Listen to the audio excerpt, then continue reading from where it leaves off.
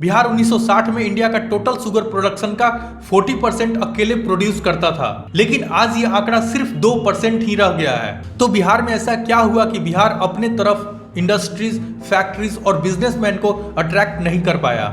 ये बात बिहार के मुख्यमंत्री नीतीश कुमार ने भी कहा है कि बिहार में इंडस्ट्रीज आना नहीं चाहते हैं। उसके लिए उन्होंने एक रीजन भी बताया। ये सही बात है कि कोई बड़ा उद्योग यहाँ कोई आना नहीं चाहता।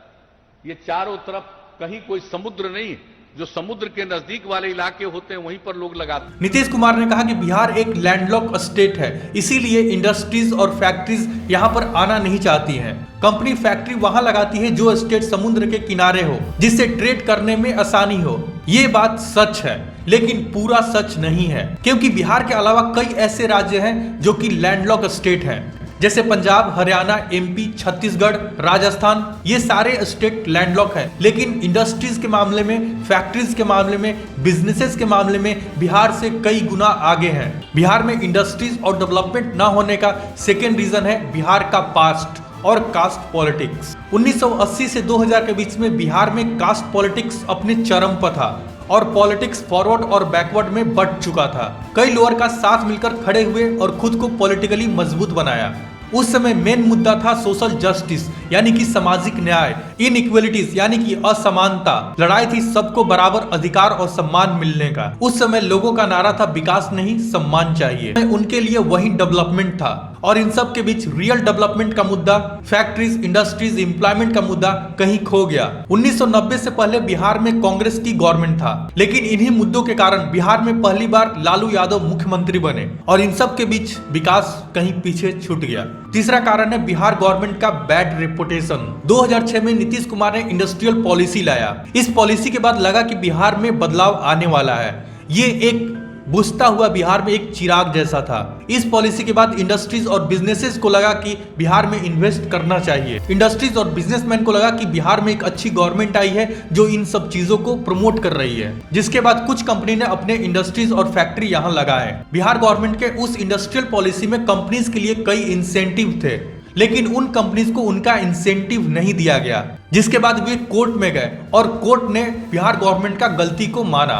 बिहार गवर्नमेंट ने कंपनी से किया हुआ वादा अपना पूरा नहीं किया, जिसके बाद बिहार गवर्नमेंट का रेपुटेशन, बिहार का रेपुटेशन और सारे कंपनियों के सामने खराब हुआ। जो कंपनीज अब आना चाहते थे बिहार में नहीं आए, और जो पहले ही फैक्ट्री यहाँ लगाए थे, इंसेंटिव ना मिलने के कारण वो अपना फैक्ट्रीज बंद कर दिए। बिहार एक एग्री रिच स्टेट है। यहाँ पर 80% पॉपुलेशन डायरेक्टली और इनडायरेक्टली एग्रीकल्चर पर डिपेंडेंट है। फिर भी गवर्नमेंट अपने बजट का सिर्फ 3.5% एग्रीकल्चर पर स्पेंड करती है।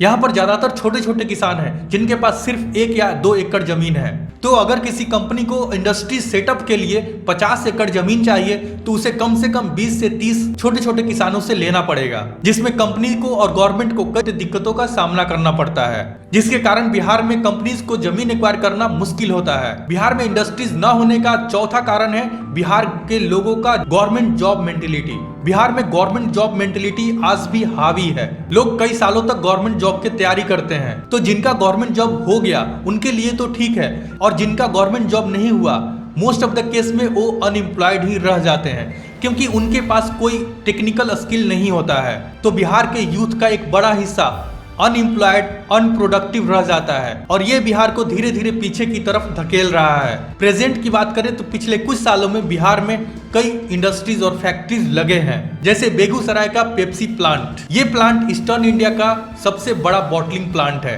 ताजपुर में सीमेंट फैक्ट्री, कैमूर में टेक्सटाइल फैक्ट्री, और पिछले कुछ सालों में ही बिहार में 17 इथेनॉल प्लांट लगे हैं। और बिहार इंडिया का one of the largest ethanol producer state है। बिहार के पटना बेस्ड स्टार्टअप देहात ने 700 मिलियन के वैल्यूएशन पर $60 मिलियन का फंडिंग उठाया। अनडाउटली आने वाले टाइम में बिहार बदलने वाला है। बस आज के लिए इतना ही। मिलते हैं अगले वीडियो में। बिजनेस और मार्केटिंग वीडियोस के लिए मेरे चैनल को सब्सक्राइब करें।